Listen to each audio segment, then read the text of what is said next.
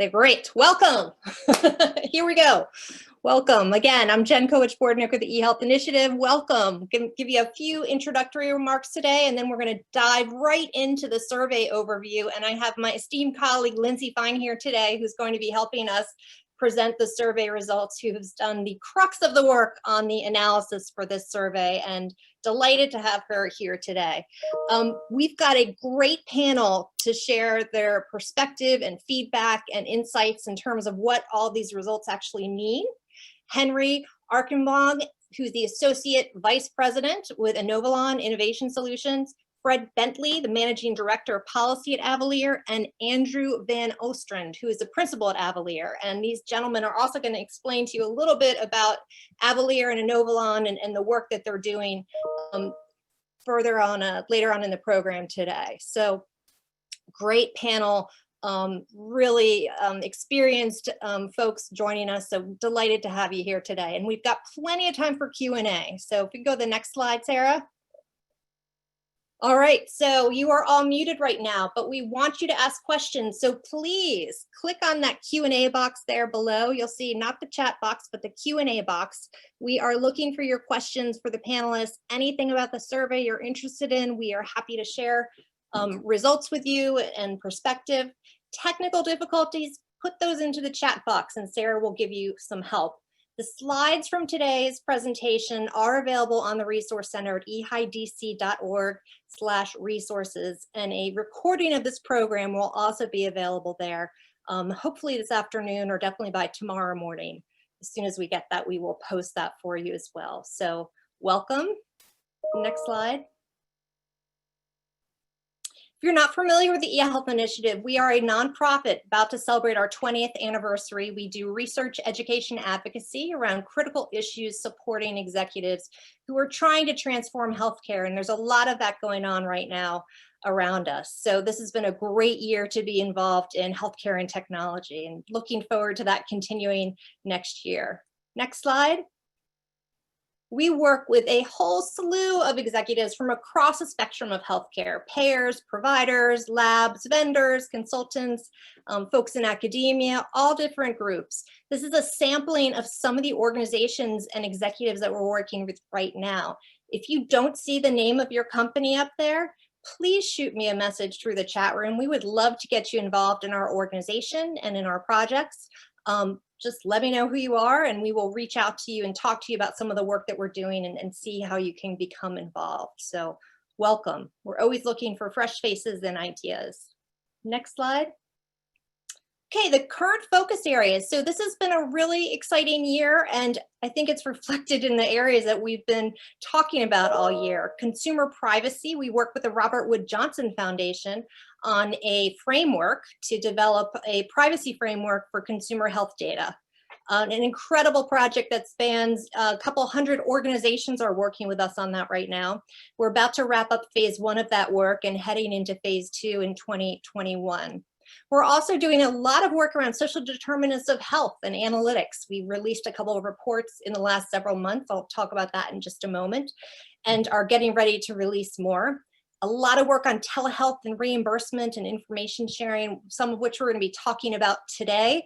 A lot of work this summer on advocacy to get reimbursement for virtual care. And of course, we've all been very focused on COVID-19 and how to use data and analytics and innovation to address COVID-19. I think we're going to be talking about that for years to come as well. Next slide. So we've got a number of recent forums and webinars. We're a nonprofit, so all of these programs and materials are available to you for free online at our resource center. And this is just a sampling. If you missed some of these programs, please go online. Feel free to view these programs, download the materials. This is all there for your benefit. And if you have something that you would like to share, we allow people to go ahead and post their own information, their own reports up there as well. So I encourage you to do that as well. Next slide. Finally, as I mentioned, we have a number of reports that were just released. We did release a report just a couple of weeks ago on building a modern healthcare system, some recommendations that were developed for policy around COVID-19. Really timely in terms of the change of administration, which is coming next year. A lot of thoughts and recommendations around resources and funding and policy recommendations for public health as well. We also released a report on supporting American Indian and Alaska Native communities during COVID-19. There have been a lot of analytics and innovation and technology in terms of reaching out to those communities, and that's shared there as well. I encourage you to download those on our resource center. And coming in the next couple of weeks, we have a report we'll be releasing on the ethical use of social determinant of health data during COVID-19 and examples from the field.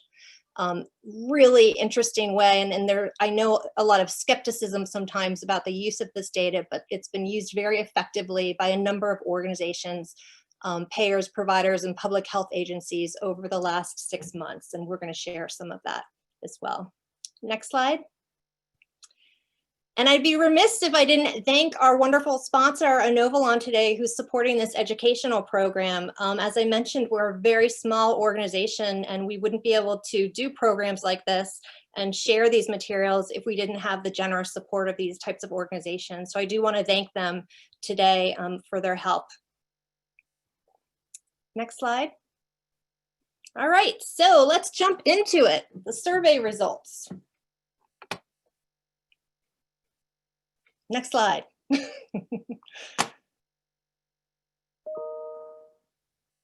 not seeing the next slide. Did you already go to the next slide, Sarah? Okay, great.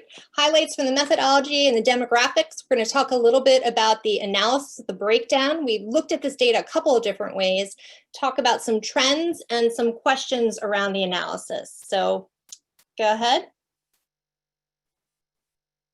First of all, we know that before we kind of jump into the data here, we know there have been a lot of delays in terms of compliance deadlines, and we've put them up here for you to take a look at. A lot of this is not supposed to go into effect until 2021 and even 2022 in some cases. And with the incoming administration, it's not clear what's going to happen. We'll talk to our panelists and experts about that later on.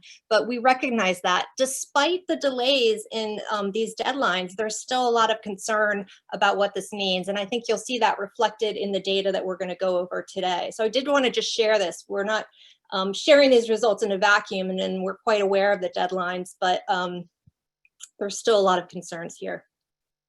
Next slide.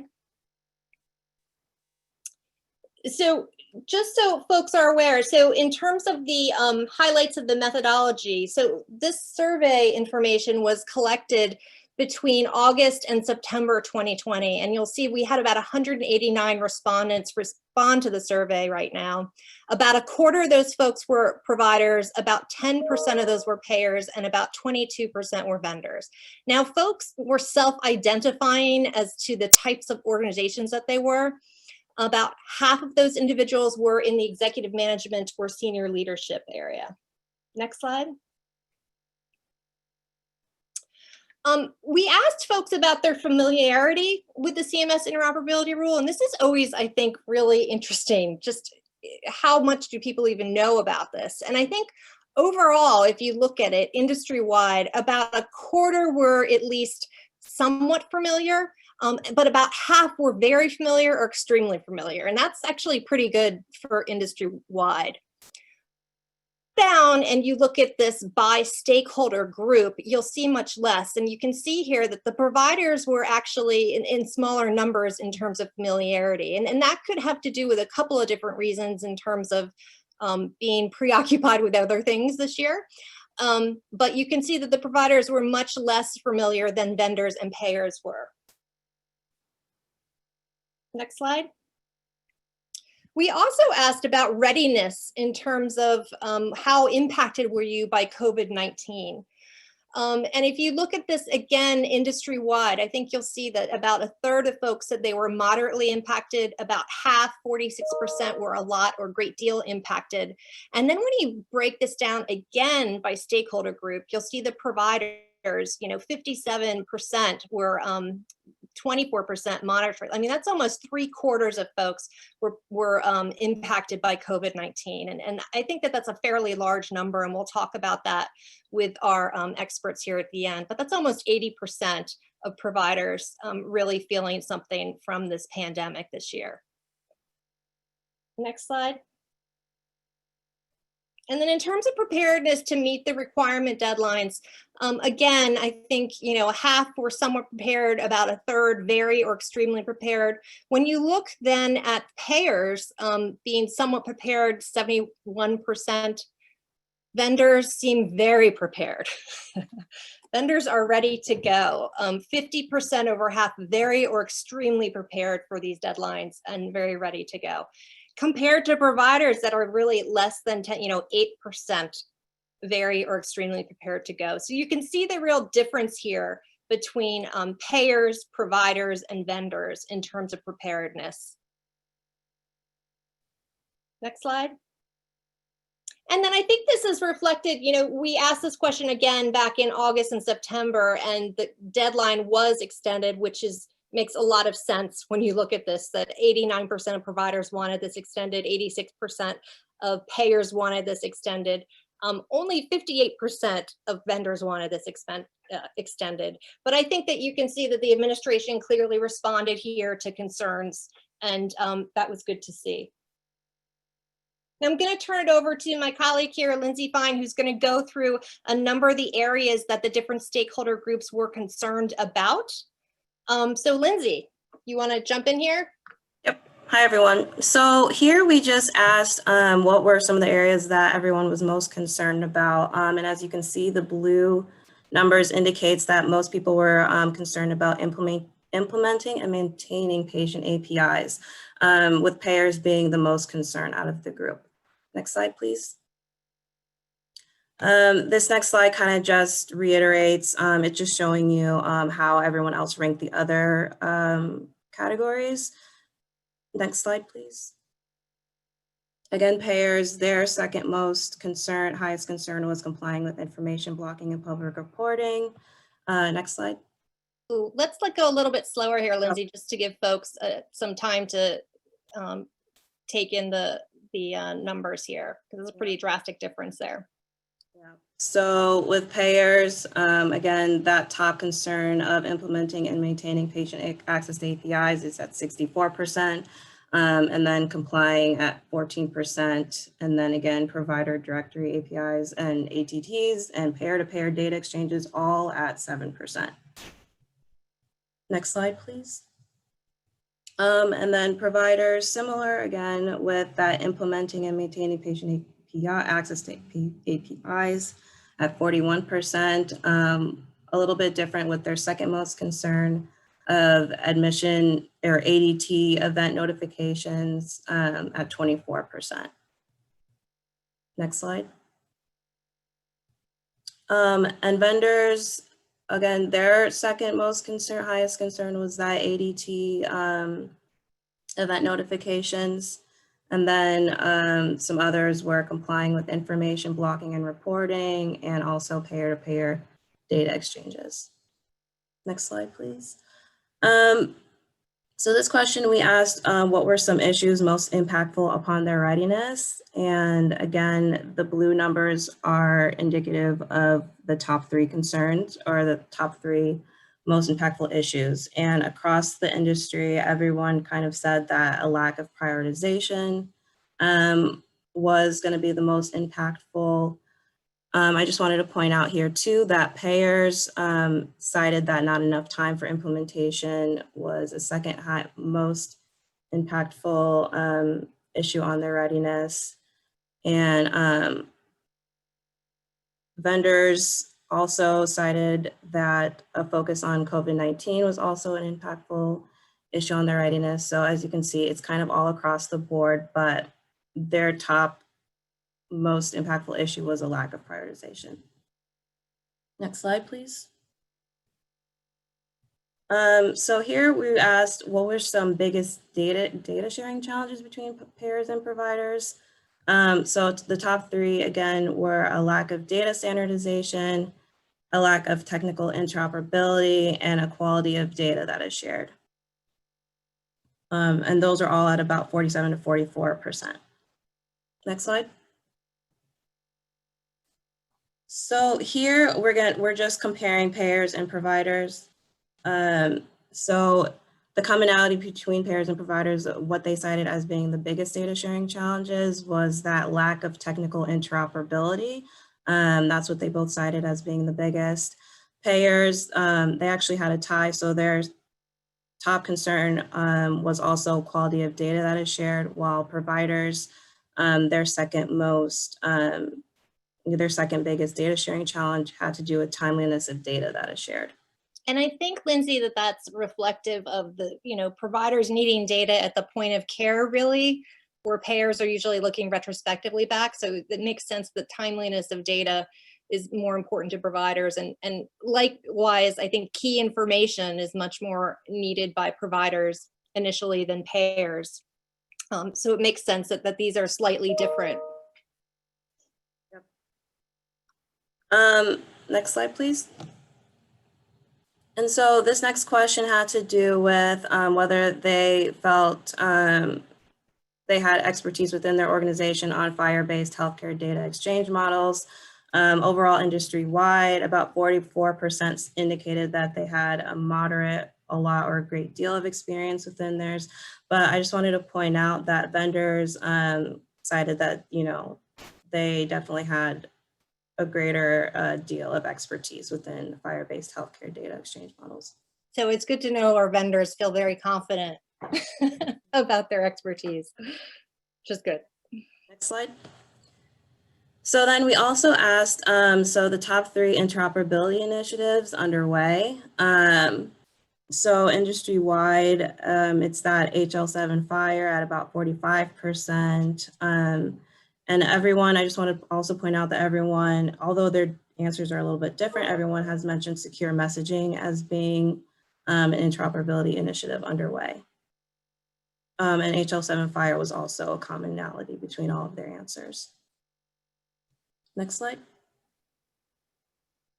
So this question had to do with would their organization consider using vendor solutions to help them meet those requirement deadlines, and 79% of payers said they probably would or definitely would, while only about 69% probably would or definitely would. So still pretty up there, indicating that they're willing to, but payers are even more so. Next slide. But the top 3 qualities that they looked for in selecting a vendor, definitely for both payers and providers, their top quality had to do with cost. Payers also said HL7 FHIR knowledge and security, while providers mentioned, knowledge a vendor has about their system, and then the ability of a vendor to get up to speed quickly. And this is probably reflective of the fact, I think, that, providers have a lot at stake. They can't just take a system down in the middle of patient care. So they really want some, and a lot more, I would say, homegrown systems. So people are really concerned about making sure those systems, the people that are going into those systems know what they're doing there. I think the cost obviously is a top concern for a number of folks right now.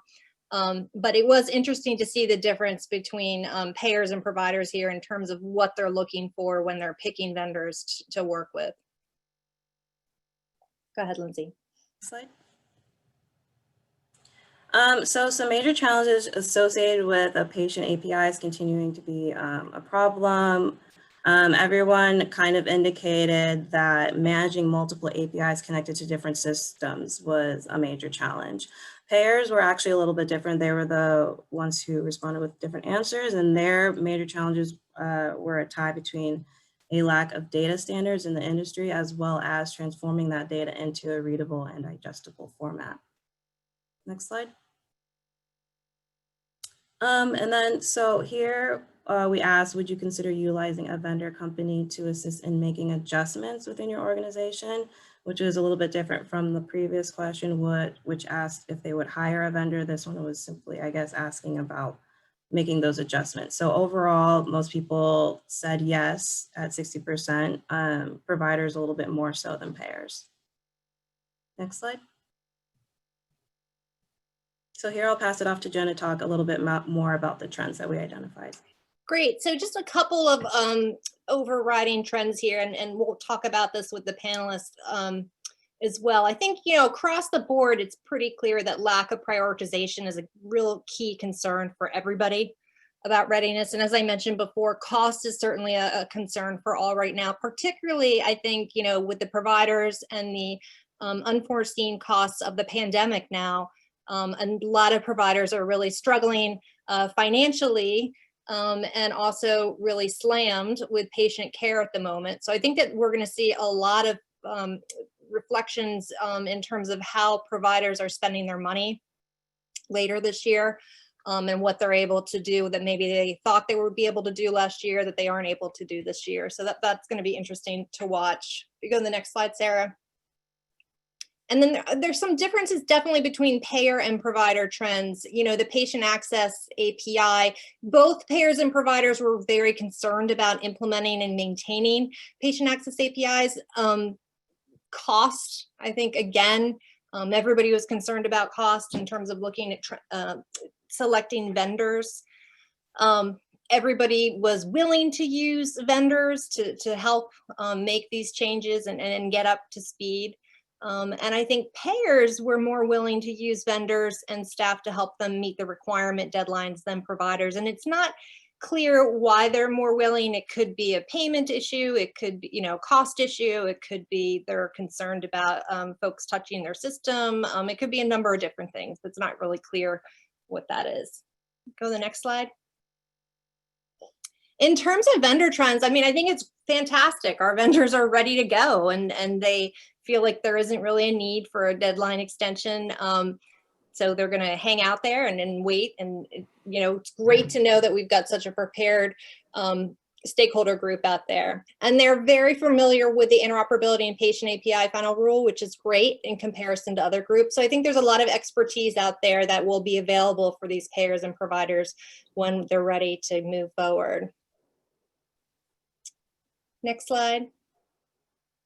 All right, and I'm really excited to turn it over to Henry, Fred, and Andrew now, who I've had the pleasure of speaking with a couple of times in the last couple of weeks, and really expert in the provider and payer area. These folks work with a ton of different folks, clients out there in the field right now, and I think will be able to give us a really clear perspective in terms of what does this all mean and what does it mean going forward. So what I do want to do is give you guys a chance to take a moment or two and just give a little bit of background on Inovalon and Avalier before we dive right into the questions there. So Henry, why don't I turn it over to you? Great, thank you, Jen. So a little bit about Inovalon. First of all, we're very pleased to have the relationship and the partnership with eHI. Inovalon is a leading provider of cloud-based platforms empowering data-driven healthcare. As you can see, we serve a broad range of healthcare stakeholders, ranging from payers all the way to diagnostic organizations.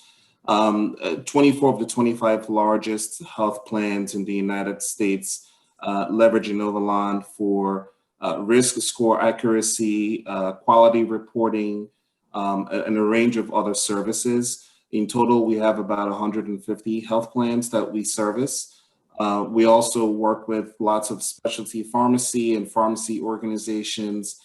Essentially what we do is we leverage our massive data assets in providing analytics, advanced analytics, intervention tool sets, all cloud-based solutions, and helping to drive value-based care across all of these healthcare stakeholder groups.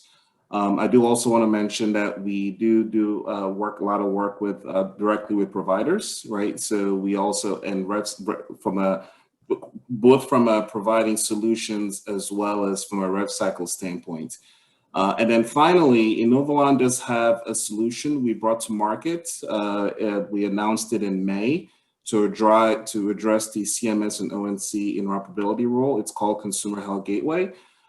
So several of our clients have been working with us, not only to necessarily leverage our solution, but what we're providing is education around understanding what the rules are and ensuring that ultimately that member engagement is achieved, because that's really the goal here, is not only to meet the compliance, but also to ensure that we're providing an avenue for plans, providers to be able to better engage with their members and patients using this solution. So we're very excited to be here today. I will pass it on to Fred to cover Avalier.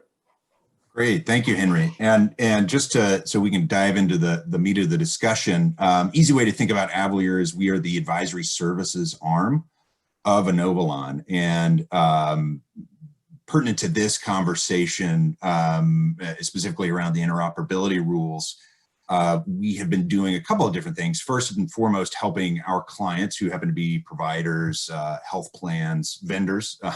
We work with just about everybody across the healthcare continuum, helping them understand the rules at a deeper level and really dig into that, the regs and requirements, but then also going a step further and helping our clients, particularly on the health plan side, with the implementation and helping them really dive into the systems and the capabilities. And also, and I'll touch on this probably at a few points during this conversation, how do you leverage these new capabilities? Kind of above and beyond just meeting the requirements, which is no small feat. But yeah, that's Avalier in a nutshell. Jen, back to you. Yeah, Jen. All right, sorry, I'm on mute here. All right, so Sarah, let's take these slides down and just get a look at everybody. Great, welcome back. All right, so I'd love to just start off kind of hearing your initial thoughts and trends in terms of what you see and if it's reflected in the field right now. Henry, I'm gonna just pick on you and kick off with you again. Sure. So thank you, Jen, again. So for me, I think there were three main things that struck me with the survey, and based on the discussions, as I mentioned earlier, we've been having conversations with several of our clients, both on the provider and on the payer side. And the first continues to be just the complexity of the rules and what all the requirement around ensuring that the objective is achieved. Obviously, there's the patient access API requirements around making sure that health plans or providers exchange data and do that through FHIR-based APIs. But there's also the whole concept around ensuring that ultimately when that data is delivered to the members and to the patients, that data is readable and understandable. And when we think about how complex healthcare data is and all the different EHR systems or payer systems, frankly, pharmacy systems, lab data, what we're hearing from our clients and from the folks that we've spoken with is how the whole concept around data standardization and how is that going to be achieved in a meaningful way so that when that data is transmitted ultimately to that recipient or even to a member's device for that matter, it can be easily understood and useful. So I think that's one of the things, kind of back to the familiarity question that was asked. So it's beyond just, exposing an API, right? It's beyond just meeting the compliance, which obviously that's the minimum, right, for any of these organizations to achieve. But really, a lot of the plans and what we're seeing here is there's an investment that needs to be made based on this mandate to stand up an API and do all of this work in such a short time frame. But how might we be able to build this into our overall, patients engagement strategy to be able to add value? How might we be able to leverage these APIs to support other engagements, right? So when I think about, I spent several years on the provider side before I came over to Inovalon. Providers already have the concept of patient portals, and those members have patient health records, or even just let's leave healthcare, right? Let's go into other industries, banking, right? So I don't remember the last time I wrote a check, right? So all of my bills are paid online. I can interact with my entire bank account using apps.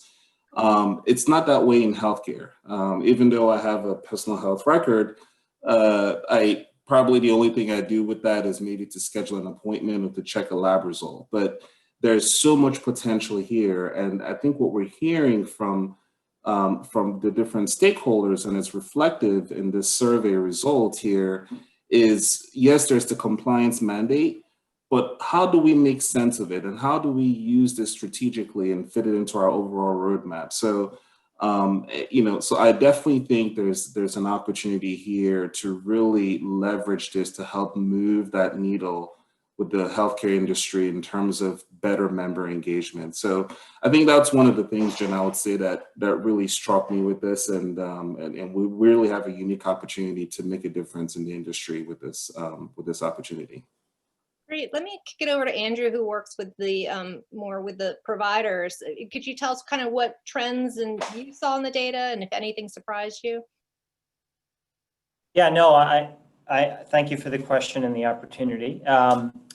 Nothing surprised me. I was potentially surprised that nothing surprised me, right? So it sort of validates for me where folks are. And again, none of that is surprising, especially given everything that providers are dealing with relative to the pandemic. Some of that reality reflected in the delays we've seen around the ADT notification piece, as well as the info blocking piece. So, I mean, I think for me, and some of this is borne out in the questions that have already started being asked, is folks struggling, understandably, to make sense of how all of these rules impact the various stakeholders across the continuum. And then, as Henry just alluded to, how will certain actors go beyond the letter of the compliance aspects, right? And start to do things that may not be 100% required, or that require them to make their own interpretations around definitions of covered actors, et cetera. And I think we are at Avalier and Inovalon starting to see folks do some of those things, right? So folks thinking creatively about how they can take advantage of these new rules and this increased data sharing to advantage their organizations and their patients, as opposed to just thinking, well, gosh, this is going to be a really hard slog, right, to figure out how we comply. Long way of saying, I think what we're seeing is aligned with how folks responded to your survey, which is a good thing at a baseline. And happy to see if we can't help make sense of some of the confusion that I just alluded to. Fred, do you want to jump in here? Anything else? Sure. Yeah. Yeah. I guess very similar to Andrew. I mean, this is very much in line with, or the findings from the survey were very much in line with the conversations we've been having with clients. And I guess a couple things that, are becoming realizations, and this is true of payers and providers. One, maybe there will be other delays, but not a bunch. And I don't think, and we'll touch on this later, not to steal our own thunder, but, don't be holding your breath or hoping that a new administration just, sets this aside or punts indefinitely. Like, I don't, maybe other panelists will think otherwise, but I don't think that's going to happen. So I think the realities have set in, and that we've got to move on this now, and that these deadlines are very real and around the corner. In some instances. I think another reality is that, there is not a ton of guidance from CMS on this, or as much guidance as I think the industry would like. Here again, like, we can't hold our breath or kind of wait for more clarity here.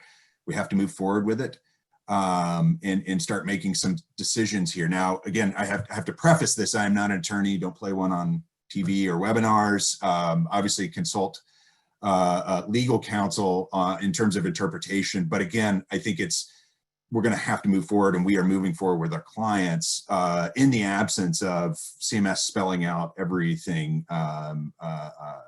all clarifying all questions. It's just not going to happen. The other thing that we're working with our clients on is, it's kind of reassuring in some sense to see this in the survey results, that it's hard to prioritize this with all the other priorities, because as consultants, as organizations that are helping our clients get ready for this, we're dealing with the competing priorities. But I think as both Henry and Andrew have highlighted, there's a convergence here in terms of you know, I think of health plans we work with as well as providers. A big part of the strategy is how do we engage with our members, how do we engage with our patients more effectively, not only just to boost patient satisfaction and consumer satisfaction scores, which are good and important and have very real business and financial impacts, but it's also how can we leverage these capabilities to further our care management, care coordination efforts. If we're a health plan, how do we leverage these capabilities to help us close gaps in care from a you know, HIAs and star ratings perspective? That's huge. And so I think there is a big opportunity here, and I do think it's one of those challenges, right? Because there are so many different things that payers and providers, vendors as well, are grappling with here. And so much that has to be done just to meet what are some fairly ambiguous but ambitious requirements that CMS has laid out. But it's also just that much more important to think about as we're making some big investments, and these are big investments, you know, what are we going to do with these? How do we leverage these beyond just meeting the mandates? Because I think that's a real lost opportunity. So yeah, I think those are, you know, some of the key things that stood out and how they kind of confine or resonate with our experience out in the field. So I want to jump back to something you said at the beginning, which was about the administration and the potential. It sounds like you don't think there will be a major impact from a new administration. I was curious if Henry and Andrew, do you agree with that? Do you think there's any likelihood for changes, or? Yeah, I mean, I just think based on what we're hearing, so I don't know that I necessarily agree is to answer the question, right? So I think thinking about the burden, especially with, we've got a new rise in COVID cases going up, and the survey results is similar to what we're hearing in terms of competing priorities, ensuring that ultimately the goal is achieved to not just stand up an API, as I mentioned earlier. It's beyond just a technology solution. It's really around ensuring that that data normalization and, you know, and all the data that the US CDI, the CPCDS data is made available and shared. You know, maybe on the payer side, you know, since that's not until July, you know, there's some time there. But when I think about the impact on the providers, and I think about the flu season is coming upon us, I think about so many other competing priorities, you know, I have a feeling that there could be a little bit of relief in terms of the administration change. Now, that being said, one of the nice things, because I'm on the vendor side now, that I saw on the resume, on the survey results, is that both payers and providers are really open to leveraging vendors, right, to solve for this. So this may be one of the things the administration looks at, to Fred's point, which is fine. I understand that there's an impact, but you know, perhaps there's a different method to achieve that. So, so the good news is there's some relief, there's support.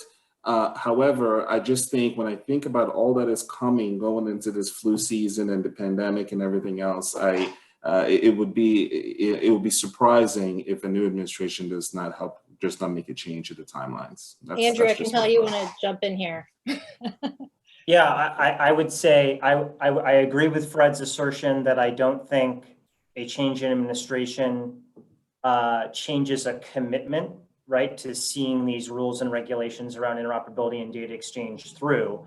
I would also agree with Henry that I would be very personally surprised if both the ADT notification deadline, which has now been pushed to May 2nd, as well as the information blocking provisions, the initial ones being pushed to April 5th, those things are right around the corner, right, in terms of, you know, not only the calendar from a practical perspective, but I don't think many people think we're going to be out of the woods with COVID by, you know, in 5 months.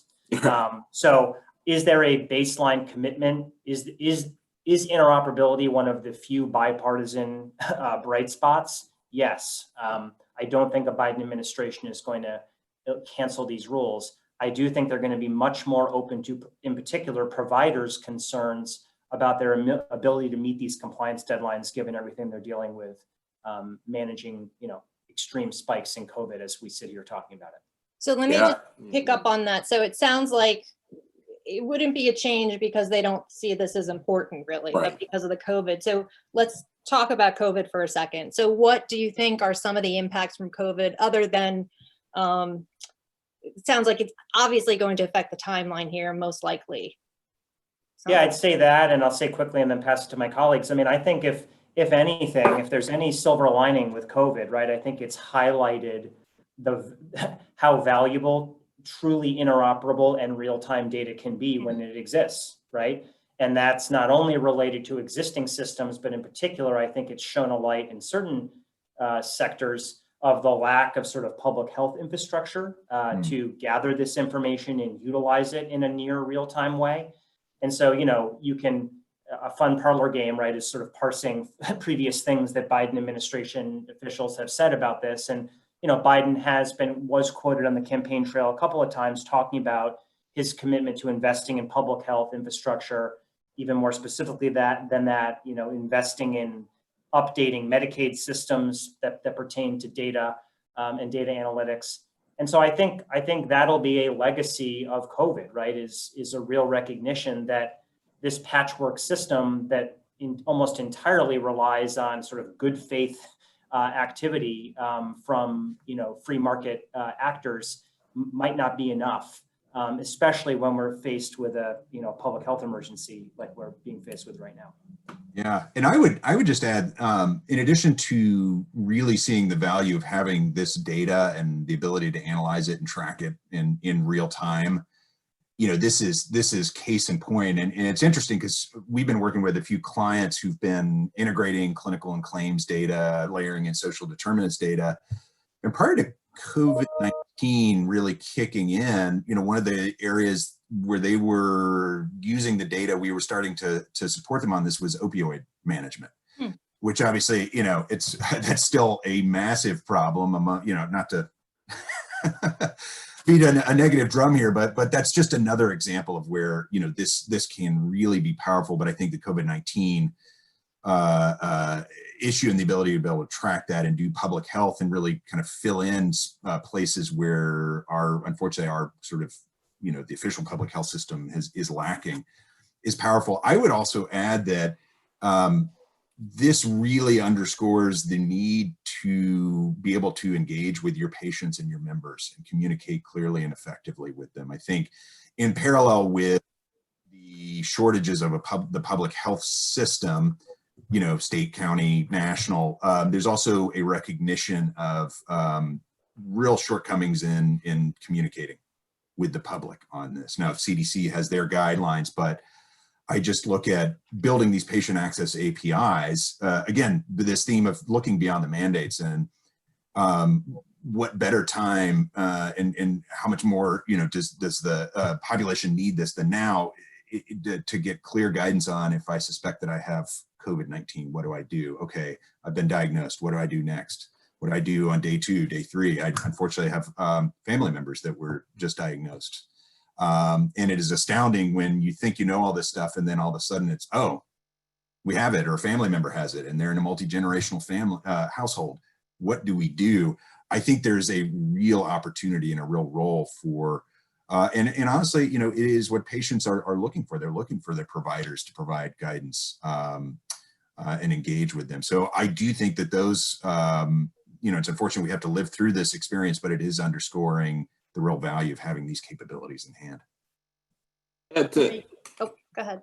Yeah, to jump in, so I guess, Jen, the way I would think about the impact on COVID, you know, it kind of goes back to what Andrew mentioned earlier, which is all around investments in the required infrastructure in order to be able to support the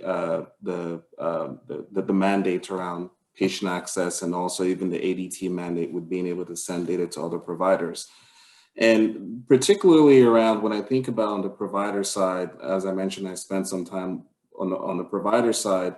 There's so much unstructured data within EMR systems out there, right? And the requirement specifies, you know, data standardization, right? So not only the US CDI data sets, but also ensuring that data is normalized to the different SNOMED codes and LOIN codes for those who may, who on the call are familiar with those data standardizations, and being able to now work within the organization with it. Think of a typical hospital system with competing priorities, mining through all that data and trying to map them to all the respective code sets. Now, one could argue that, you know, meaningful use and all of that may have taken care of some of that, but you know, the FHIR component now is ensuring that all this data is not only mapped to the respective code sets, but also being able to map to the right FHIR resources in such a short time frame. So I think that that in particular, it's going to be around ensuring that these various stakeholders, the payers and the providers, truly understand the comprehensiveness and the complexity of what's being required, because it's not just, you know, make your data available. There are actual requirements in terms of what needs to be done with the data, ensuring that it's mapped to the appropriate FHIR resources in order to ensure that if a patient on the other end uses either a, excuse me, a Fitbit or whatever device, the right data ends up in that member's device, right? That's a huge undertaking, and I feel like just more time might be helpful, and unfortunately I don't know if we're going to get that, so it's to be seen if we're going to get that additional time. Let me pick up on one thing you mentioned about the unstructured data, because there's a semi-related question in here about, has there been any guidance from CMS yet on removing the return of unstructured data yet on the part of patient access API? And I don't know if, Henry, you know the answer to that. Yeah, what I know, and please, Andrew, Fred, correct me if I'm wrong. I know that there wasn't clear guidance from CMS around this. And the last guidance I saw said that basically it had to do with, unstructured data was not necessarily included. It was just ensuring that the US CDI components are made available. But I don't know that we've gotten clear guidance from CMS on that piece. I know it's, at the end of the day, some healthcare organizations are very concerned because if majority of their data is still unstructured, so how do they work with that, right? So what analysis needs to be done to determine what parts of it is unstructured and how do they meet the minimum requirements required by US CDI? But I'll let Fred and Andrew chime in to see what their thoughts are. Yeah, I will just say I'm not familiar with any more one of the points I was making earlier. I don't think we've gotten any more clarity on that piece of it, unfortunately. Yep. Andrew, any thoughts? Great. No? Same. Yeah. I mean, the one thing I think about though, and Andrew, you might have some thoughts on this. I know with HIEs, the HIEs definitely have a role here because, fortunately, HIEs have been integrating with provider and practices, for quite some time. And I think there's value there, but I don't know how perhaps HIEs may have helped in terms of normalization of all that data that has already been sent to the HIEs, because I do think HIEs could play a big role in this. Yeah, and I'm guessing there are probably HIE executives on the call here who could potentially speak about that. I think my simple answer is that, it all depends on the HIE, right? And the data that HIE is ingesting and what they're doing with it within their organization. And as providers who may have operations across various states or MSAs know that can vary widely, right? So yeah. What I would say though about HIEs, just since you've raised that in case it doesn't come up separately, certainly HIEs have a huge pivotal role to play in the ADT notification requirement, right? And I think I'm gleaning from the survey results that talked about, readiness and knowledge of the ADT requirement. I'm gleaning from that many providers are probably going to look to their HIEs to be that at least initial baseline compliance solution. And I think, again, given some of the vagaries that exist within the CMS guidance around things like what making a reasonable effort, end quote, around data exchange means, I think that's sensible, right? And I think many HIEs have even gone so far as to plainly tell their members, right, that they will be a compliant solution for this piece. And I haven't heard any argument from ONC to suggest that there won't be leniency, right, in terms of a provider who utilizes their HIE to exchange ADT data. ONC will likely, again, like Fred, not an attorney, but ONC will likely look at that as making a reasonable effort. So that's one role of an HIE. The other reality as it relates to HIEs is that they are, of course, specifically called out as an actor within the information blocking provisions, right? And so I think, especially as that pertains to information sharing with providers or payers who may not technically be a member of an HIE today, I think some HIEs are going to have to look at their business agreements and their data sharing agreements and understand, you know, if they get a request from someone that is either across state lines and is a member of another HIE, or from an organization that isn't technically a member of their HIE, you know, whereas previously they could make independent conservative judgments around how they shared information. I think the information blocking rules are going to require them to reconsider those things and make sure that their agreements allow for compliance in this new paradigm. Great. So just some thoughts on HIEs since you raised it. Yeah, And Fred? I'll just to tack on very quickly on HIEs, because in many respects, HIEs are sort of tailor-made to help address some of these requirements around the, you know, as Andrew was just enumerating. I think what we've learned, in some cases the hard way, is that, and this is just guidance for providers, payers as well, who are you know, using HIEs as part of their solution. You really have to be working very closely with them and roll up your sleeves and get down to the nitty-gritty around what data is actually coming in, how representative of it is it of your member or patient population, how can that data be exchanged. Now is the time to be really figuring out how this actually works and what the HIEs can bring to the table. And to Andrew's point, there's a wide variety of HIEs or you know, wide variation in terms of sophistication capability. So ask those tough questions now. Don't just expect that you can flip the switch and it'll all work seamlessly. Unfortunately, like many things in life, it doesn't pan out that way. We've got a number of questions and comments around cost. Everything, the whole gamut here, everything from don't you think interoperability is self-funding to talking about it being prohibitive.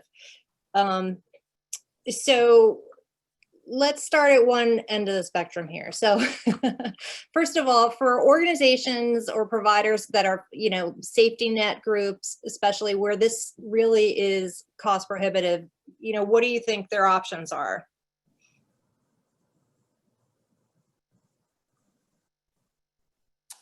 Yeah, you know, so I hate to bring up HIEs again, but I definitely think that it's really going to have to be, focusing on what are the minimum requirements here. And I hate to use that term, but what are the minimum requirements to ensure that the information blocking piece is not a factor and does not impede on any of those organizations in terms of the interoperability rule. And to the point of HIEs, that's one that has really come to light at Inovalon. We're actually talking to several HIEs who, in process of having discussions with health plans, I'll use health plans as this example. A lot of health plans are telling us today, listen, you're struggling to be able to understand how to meet the clinical data requirements. And what has happened, what has evolved with those discussions that we're involved in is we've pulled in the respective HIEs from those different territories that these health plans are located. And we're having discussions now and, sitting together to figure out how might we be able to leverage, even in supporting a health plan, leverage the HIEs and supporting that requirement. So the point being that I think it really comes down to a survey question, really getting familiar with what are the requirements, what are the different paths to success, and how might, a respective organization be able to achieve that. Ultimately, what we know, we've seen this many times in different discussions we've been having, is that the API piece is the easy part. In fact, some of our competitors are actually giving it away for free. It's really around making sure that that data requirement is met. And I think it really requires ensuring that you've got the right focus on, assuming the date's not going to change, and then working now to have those discussions with the respective vendors or HIEs within your local territories, and making sure you have a path to compliance. So I think that there are definitely options out there to answer the question. Yeah, all I would say is, I guess in my work with FQHCs, safety net providers, there's variation there. There are some FQHCs who actually have pretty sophisticated systems, actually very sophisticated given the kind of the shoestring budget that they work on. So I think for some of them, they're closer to compliance than you might think, but I don't want to pretend that that's true for the vast majority of them. There it's a matter of right to Henry's point. What do we need to do to meet the requirements? It's working with vendors, all of whom have modular approaches to this. Yeah. And it's really asking some of those tough questions around how can we do this, and if we want to scale up into something that's more sophisticated and broadens our capabilities beyond the requirements, what would that look like? But what can we do to get the kind of the basic building blocks in place, recognizing that these are long-term investments, and once we build this, there are things we can build upon it. We're kind of creating that foundation right now. Right. Mm-hmm. Okay, I'm just skimming. I know we're at the top of the hour here, but we've got a lot of questions here.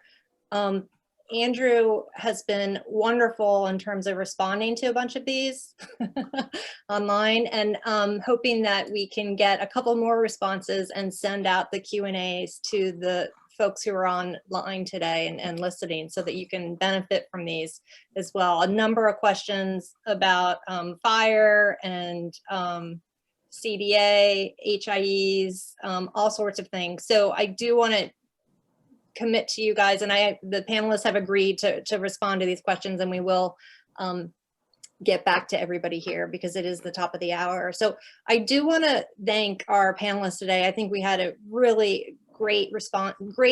I wish we had more time. I wish we had another hour to go through all of this. It went by fast. Yes, it went by really fast. But I want to thank Henry, Fred, and Andrew for their responses today and giving us reactions and perspective. Lindsay for all of her hard work on gathering the data, analyzing the data, and sharing it with us. And thank you to our audience today for joining us, and we look forward to you joining us again. We will reach out to you with links to the slides and links to the questions and answers from the session today. So thanks for joining us, and have a wonderful afternoon, everybody. All right, thank you, everybody. Bye. Thank you.